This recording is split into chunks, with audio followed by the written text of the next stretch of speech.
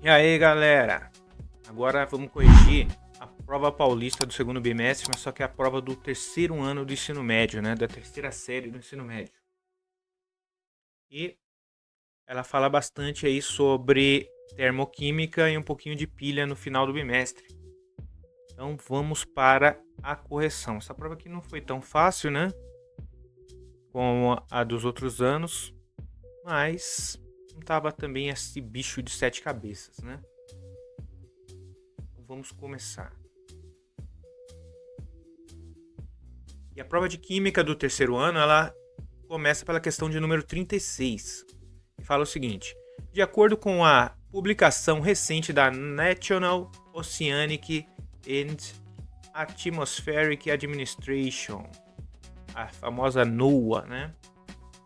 Nos oceanos absorvem cerca de 30% de dióxido de carbono liberado na atmosfera, atuando como importantes reguladores do clima global. No entanto, esse processo tem provocado alterações químicas significativas na água do mar, fenômeno conhecido como acidificação dos oceanos. Esse comportamento pode ser explicado pela lei de Henry, segundo a qual a quantidade de gás dissolvido em um líquido depende da pressão do gás sobre esse líquido e das condições do meio, como a temperatura. Considerando o contexto apresentado na lei de Henry, é correto afirmar. Então, vamos entender o seguinte, olhem só.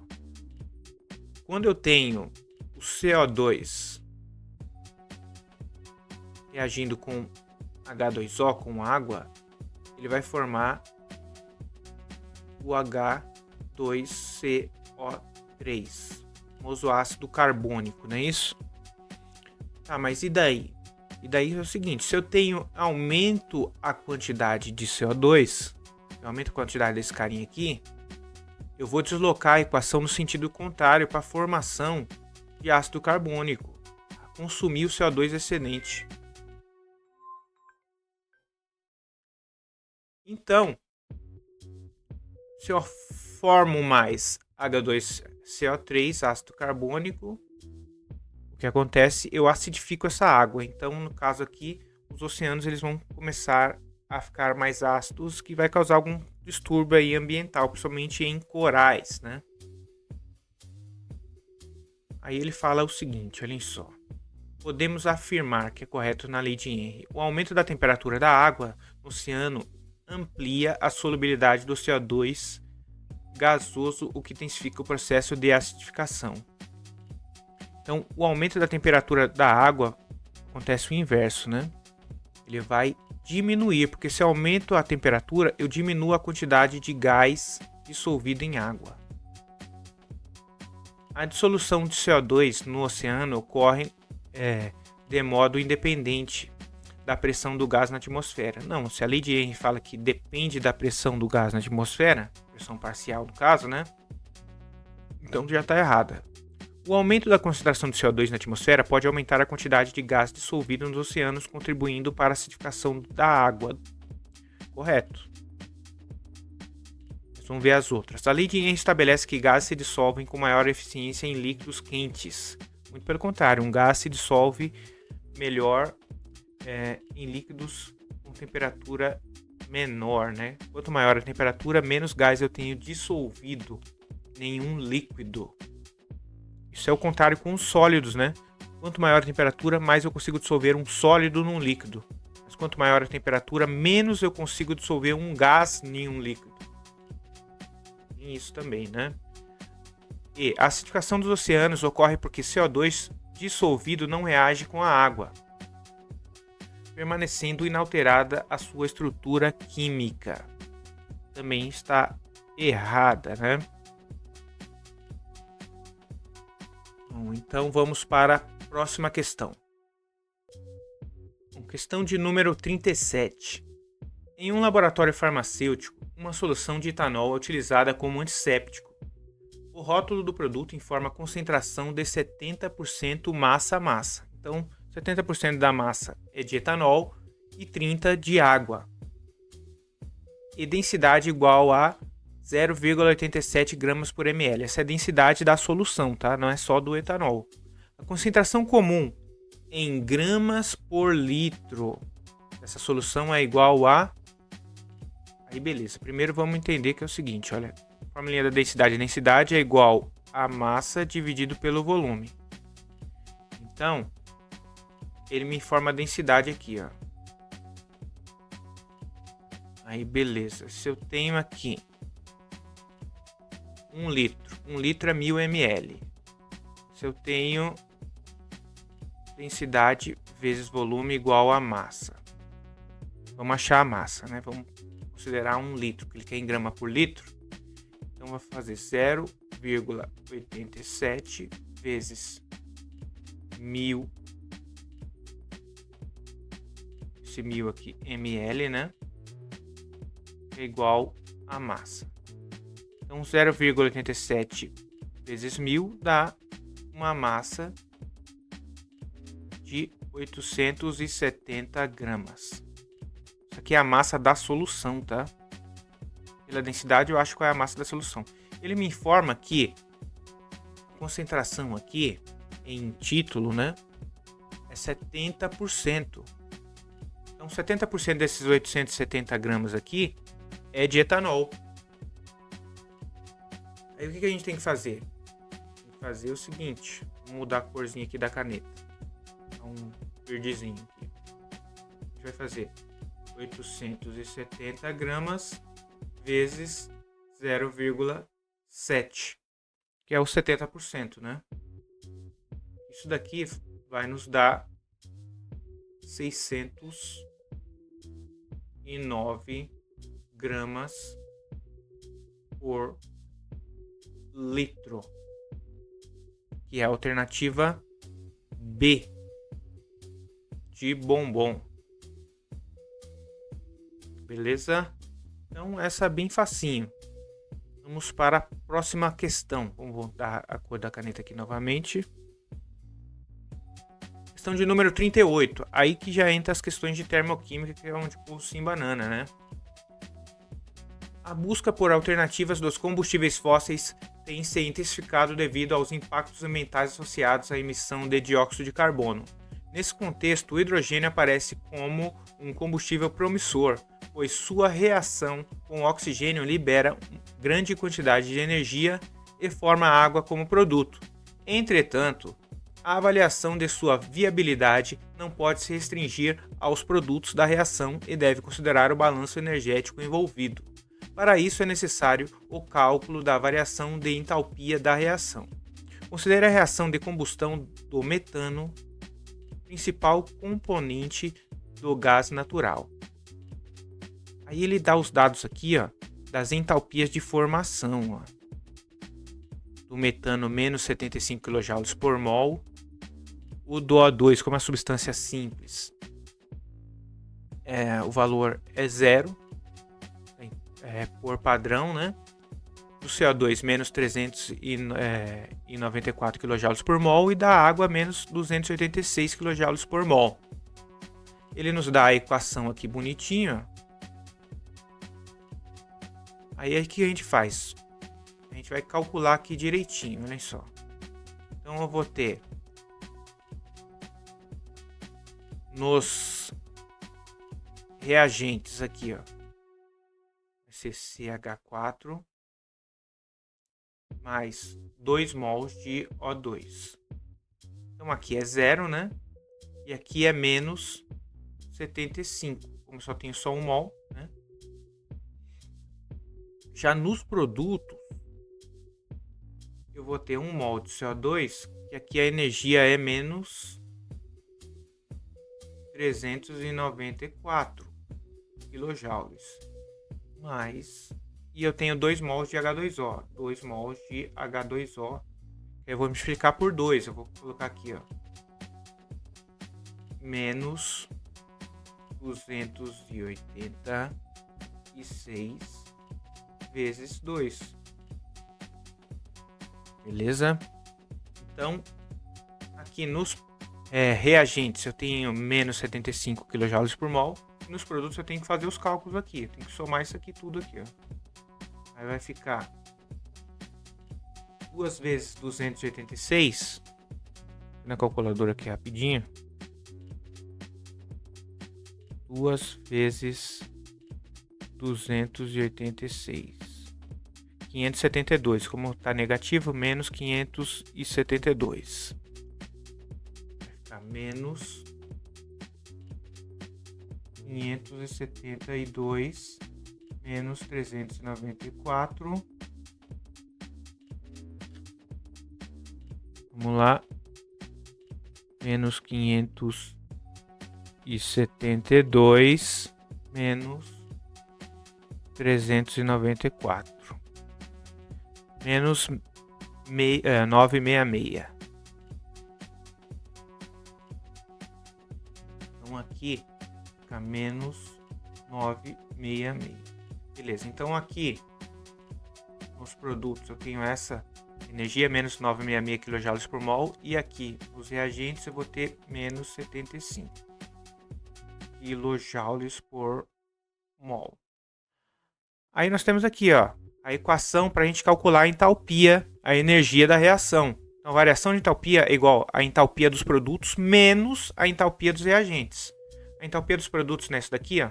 Então, ó, variação de entalpia é igual à entalpia dos produtos, olha, menos 966, menos, que esse menos aqui é da fórmula, olha, dessa fórmula aqui. Aí põe entre parênteses, menos 75 kJ. Menos e menos mais. Então aqui vai ficar entalpia de formação igual menos 966 mais 75. Isso vai nos dar uma entalpia de formação igual. Aí vamos pegar a calculadora aqui de novo, para não perder tempo. Menos 966 mais 75. 891. Então isso aqui vai nos dar uma entalpia de menos 891 kJ por mol. Beleza. Então, o sinal negativo indica que é uma reação exotérmica e tem essa energia. Vamos ver as alternativas. Já está aqui, alternativa A. A variação de entalpia é menos 891 kJ. A reação é exotérmica, pois há liberação de energia para o meio. O sinal negativo aqui já nos indica. Então, a alternativa A é a correta. Beleza? Vamos para a próxima questão.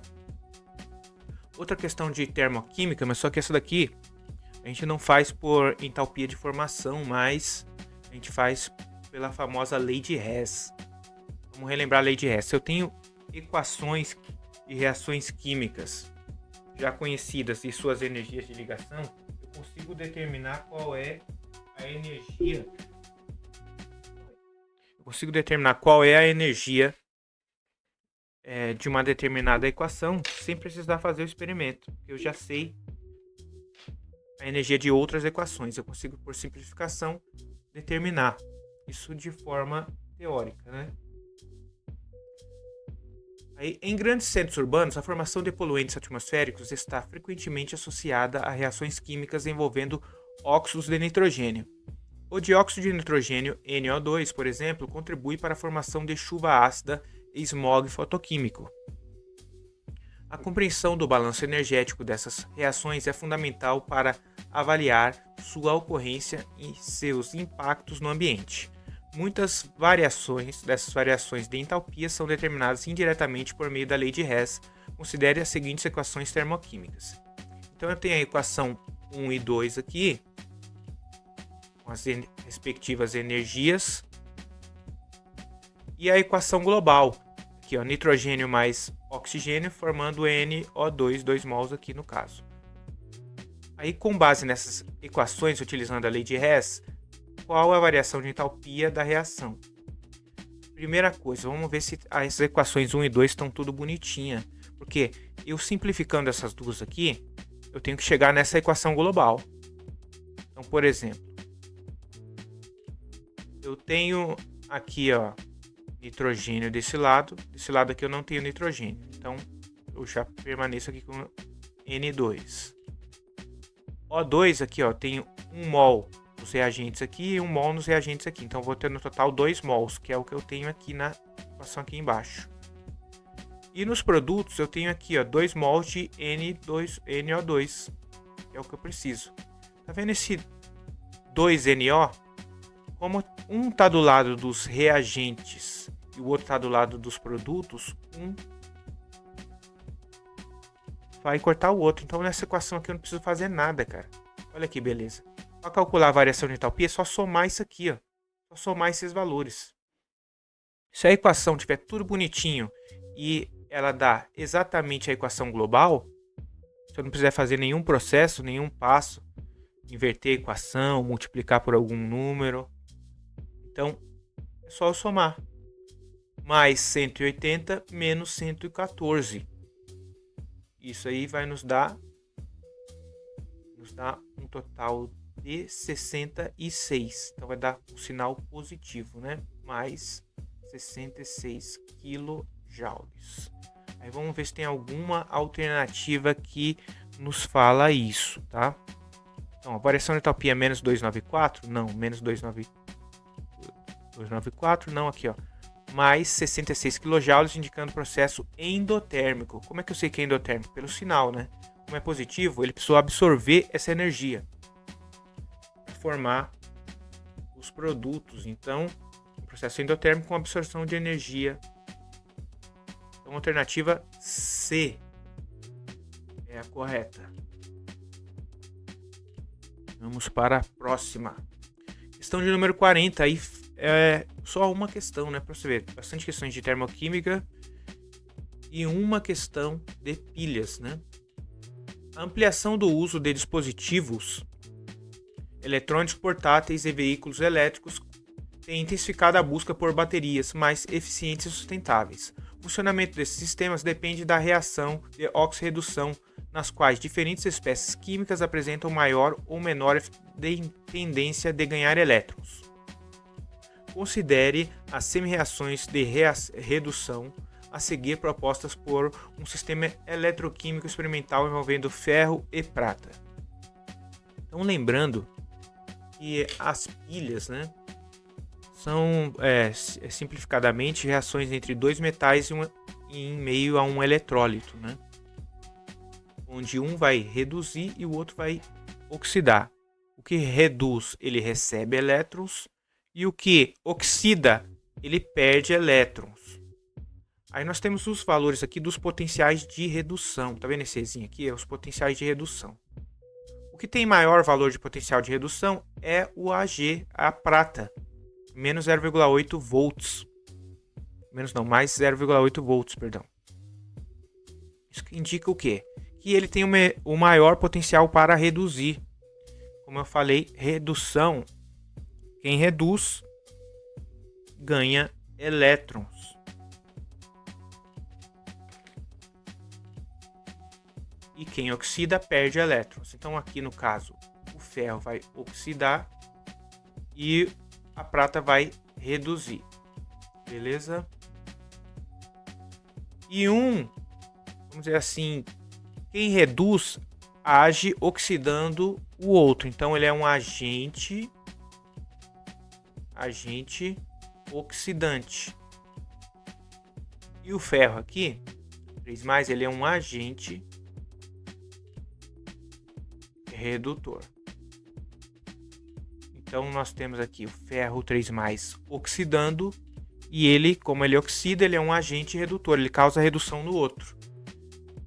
E a prata mais aqui, como ela reduz, ele é um agente oxidante, ele causa a oxidação no outro, né? E qual é a alternativa que representa isso daqui? Então vamos colocar aqui, ó, que é a alternativa E, ó. O íon prata sofre redução. Sim. E atua como agente oxidante. Sim, se ele reduz, ele oxida o outro, né? Enquanto a espécie ferro 2+ sofre oxidação, no sentido inverso da semi-reação do ferro. Então, essa espécie aqui perde elétrons, se transformando nessa espécie aqui. Essa equação aqui ela tem que se inverter para representar a equação de oxidação, tá? E a alternativa E está correta. Olha, o ferro ajuda como agente oxidante? Não. Por quê? Porque se ele oxida, ele age como agente redutor. A reação espontânea ocorre na reação do ferro 3+, reação da prata metálica, uma vez que ambas apresentam potenciais padrões de redução positivos? Não. O número de oxidação da prata varia de 0 para +1. Então, o número de oxidação da prata varia de +1 para 0, né? Acontece essa inversão aqui. Então, a alternativa E mesmo que é a correta, tá?